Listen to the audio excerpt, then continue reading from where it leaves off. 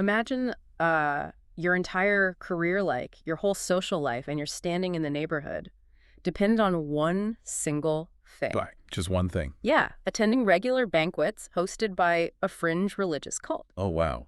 That sounds intense. Right. Because if you don't show up, you lose your business contacts, your reputation tanks, and you are effectively exiled from public life. You're basically ruined. Exactly. But if you do go, you have to eat their ceremonial food right there in their sacred halls. Like, what would you do? It's a completely brutal scenario. It really is. Now, before we dive head first into this wild ancient dilemma, I want to welcome you, our listener, to today's deep dive. We are so glad you're here. And I just want to take a sincere moment to offer a divine blessing over you. May God grant you profound peace today, and, may His grace and wisdom be with you throughout the entire week ahead. Yeah, whatever challenges or triumphs you might be facing this week. Absolutely. It is a genuine joy to have you with us. It really is a joy. And, that scenario you just described isn't some dystopian fiction. Yeah. Not at all.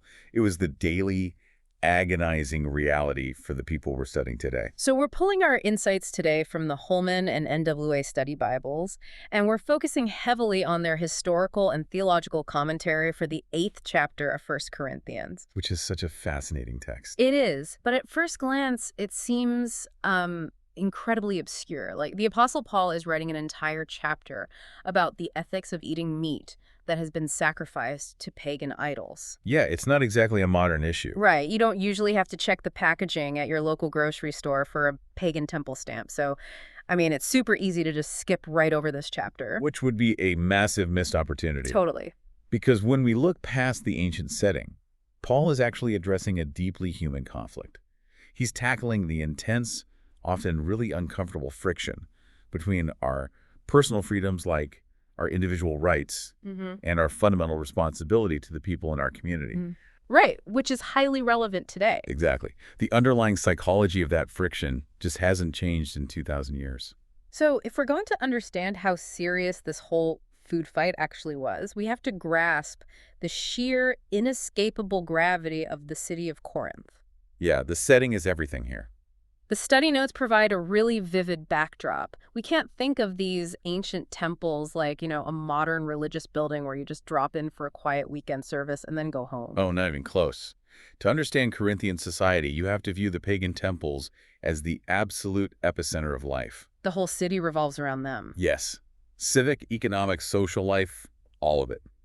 The commentary specifically highlights the prominent sanctuaries of Asclepius, Demeter, and Kore. Okay. These complexes were bustling, multi-purpose hubs. The archaeological evidence actually shows these temples featured massive dining rooms attached directly to the worship areas. So they functioned a bit like a combination of a city hall, a commercial center, and maybe an exclusive country club. That is the perfect framework. Yeah. Yeah, exactly that. If the local trade guilds were forming a commercial alliance, they hosted the banquet right in those temple dining rooms. Makes sense. If a prominent citizen was celebrating a marriage, throwing a private party, or, courting political favor, it happened right there. Wow. And the inescapable detail here is that the meat served at these banquets was from animals that had just been ritually sacrificed to the pagan gods outside on the altars. Right, it's all connected. And it gets worse.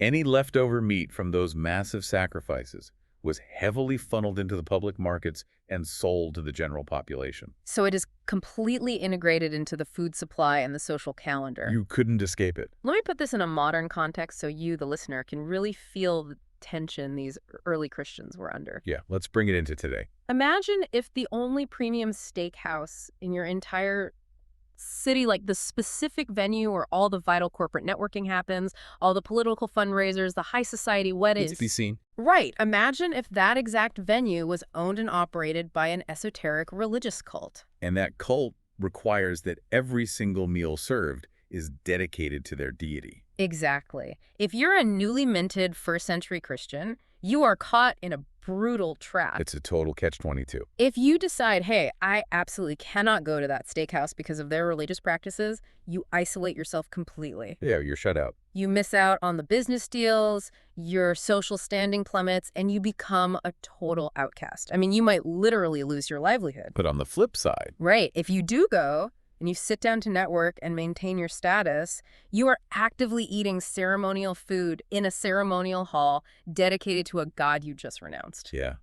The historical notes confirm that avoiding this meat was virtually impossible unless you were willing to just entirely withdraw from Corinthian society. Which means accepting sudden socioeconomic ruin. Exactly. The stakes were incredibly high, especially for the wealthier Christians who had businesses to run and, social status to maintain. So you have these early Christians trapped in this toxic environment. They must have been desperately looking for a loophole, right? Like some way to survive in this city without losing everything. They absolutely were. And they certainly thought they found one. Oh, really? Yeah. This brings us to the first major group in this debate. Paul implicitly addresses them as the strong Christians. Okay, the strong ones. The study notes detail their argument in verses 4 through 6 of the chapter. And they approached this massive social and economic problem using sheer theological logic. Let's hear their defense. What was the logic? Well, their reasoning was highly intellectual. They stated that because there is only one true God, the Father, and one Lord, Jesus Christ, then the pagan gods, like Asclepius or Demeter, are entirely fabricated. They're just made up. Exactly. They do not exist in any real divine sense. So since an idol is actually nothing, just a piece of wood or stone representing a fake entity, then a sacrifice made to that idol is essentially meaningless. Okay, so the meat is just meat. Right? It's just a protein source. Eating it has zero spiritual significance whatsoever. Therefore, they argued, they had the complete freedom to keep attending these banquets and eating the meat. I mean, I have to stop you there and push back a little on behalf of anyone listening to this. Go for it. From a purely logical standpoint, those strong Christians are completely factually correct. They are. The idol is fake. The meat is just food. And reading the text, Paul actually agrees with their theology. He absolutely does. The commentary points out that Paul affirms there is only one God. So if these Corinthian believers aced the theology exam and are factually correct, why is Paul writing this highly critical letter to them? That's a great point. Like, why is being right suddenly a problem? Because being right without being loving is profoundly destructive. Oh, wow. Yeah. Paul responds in verse 1 with a phrase that completely reorients the entire conversation. He says, knowledge puffs up, but love edifies, or love builds up. Shifting the focus entirely. Yes. What Paul is doing here is fundamentally shifting the goalposts of Christian maturity. He's moving the standard away from intellectual correctness and placing it firmly on relational ethics. Knowledge puffs up. Yeah. To explain how that actually works, think of constructing a building. Okay, I like this. Knowledge is like the scaffolding. It makes the structure look huge and impressive from the outside, and you feel very tall standing on it. Yeah, you look very important. You are puffed up. But you can't actually live in scaffolding. It doesn't provide shelter. Just a temporary frame. Exactly. Love, on the other hand, is the bricks and mortar. Building with bricks takes longer, it's quieter work, but it creates actual shelter that protects other people. It builds up. That is spot on. And the study notes explain that these strong Corinthian believers were using their accurate theological knowledge purely as scaffolding. Just to make themselves look good. Right.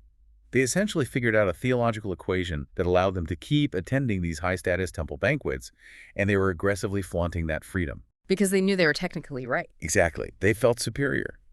But Paul counters this by saying that God doesn't measure our maturity by our intellectual superiority or how accurately we can parse a theological debate. God knows us through our love. Exactly that. Which means having the right answer is totally insufficient if your attitude is toxic. Right. Like, you can have the perfect theological defense for your actions, but if you're using that defense to dismiss or damage the people around you, you're failing the actual test of faith.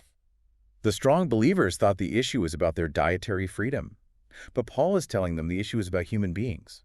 So if the strong believers are technically correct that the meat is just harmless protein, who is the victim here? That's where we get to the core of it. It's like, if the idol is just a piece of stone, where is the actual damage being done? Well, in verses 7 through 10, Paul introduces us to the weak brother.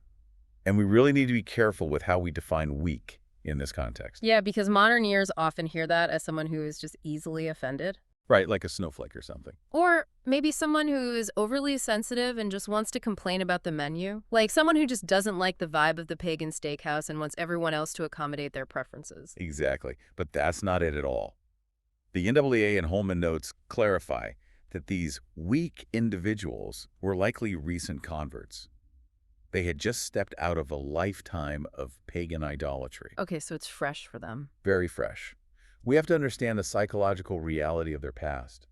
For decades, they genuinely believed in those gods. They lived in visceral fear of them. Wow, so it wasn't just casual. No, if their child was sick, they desperately sacrificed to Asclepius. If their crops were failing, they begged Demeter for survival. To them, those temples were places of immense, terrifying power. It wasn't just a casual civic duty, it was a deeply ingrained survival mechanism. Yes. So even though they have newly placed their faith in Christ, their neuro-linguistic pathways, their consciences, are still deeply conditioned by their past trauma. That makes total sense. They simply haven't developed the mental muscle to separate the physical meat from the spiritual terror of pagan worship. When they look at that meat, they don't see mere protein. They see the fear. They see the idol, the fear, the rituals, the whole oppressive spiritual system they just barely escaped. Their conscience, as the text says, is weak because it is easily defiled by those overpowering old associations. Let's bring this right into our modern context. So the mechanism of this makes total sense for you. Think of a recovering alcoholic. Oh, that's a really strong parallel. Great. Let's say you have a person who has never struggled with addiction in their life.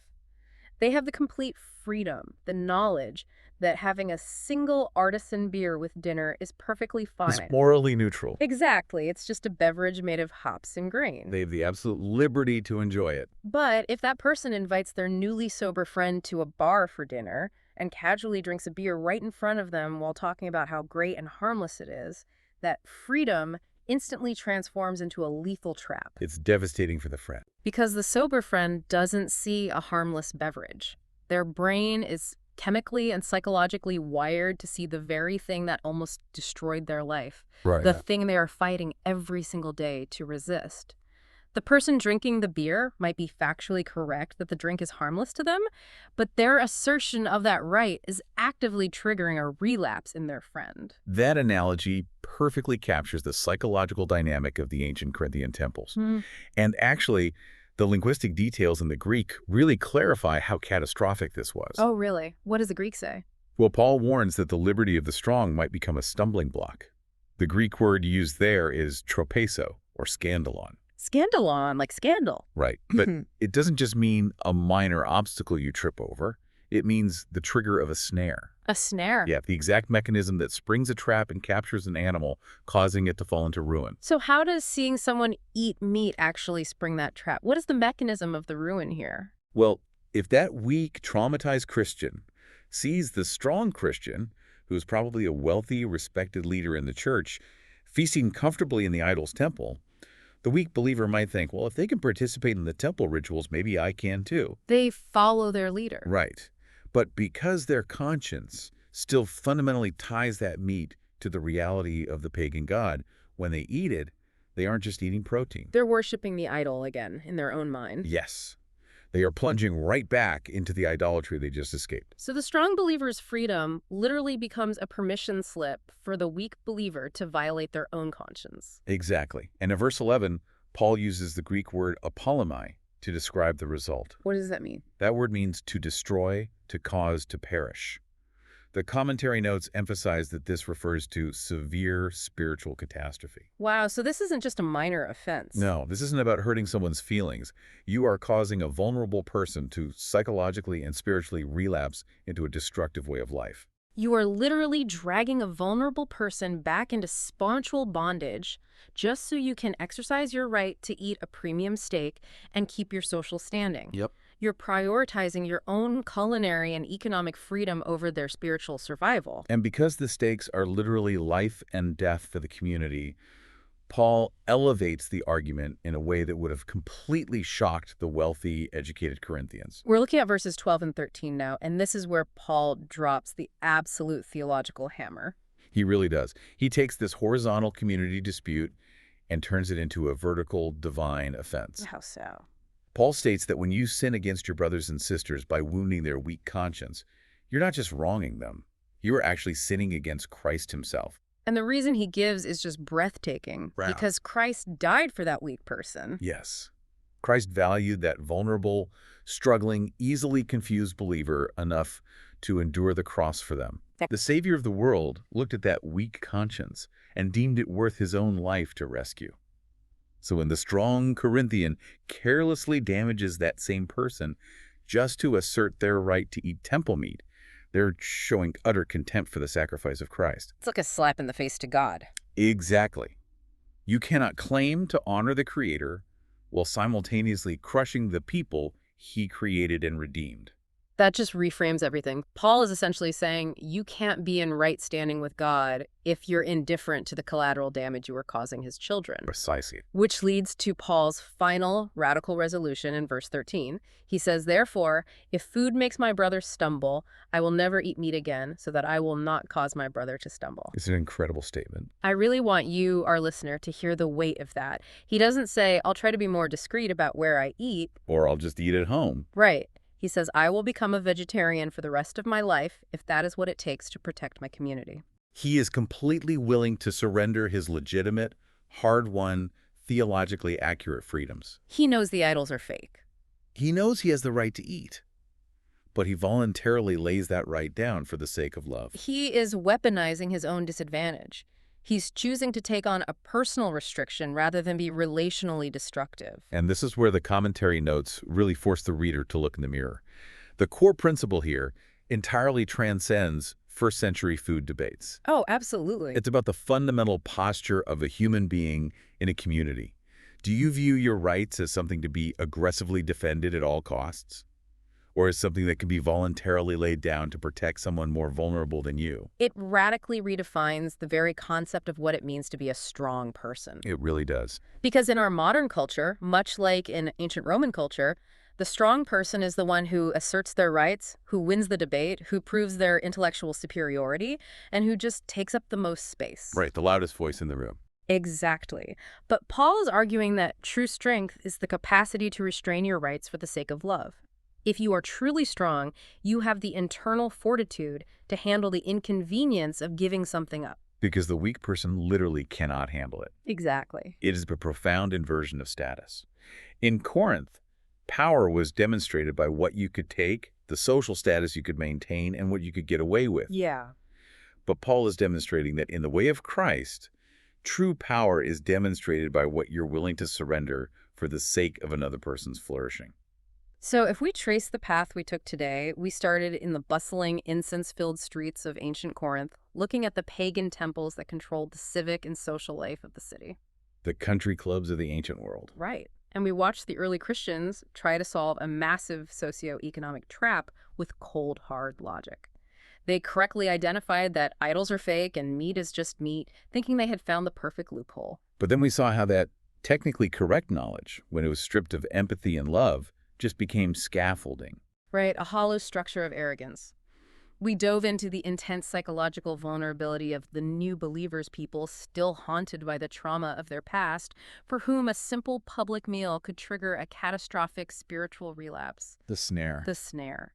And we ended with Paul's radical ethic, that being factually right is completely useless and actually becomes a sin against Christ himself if it destroys the people around us. We moved from the pride of asserting our knowledge to the quiet strength of sacrificial love. Which leaves us with a highly challenging thought to ponder as we step back into our own lives.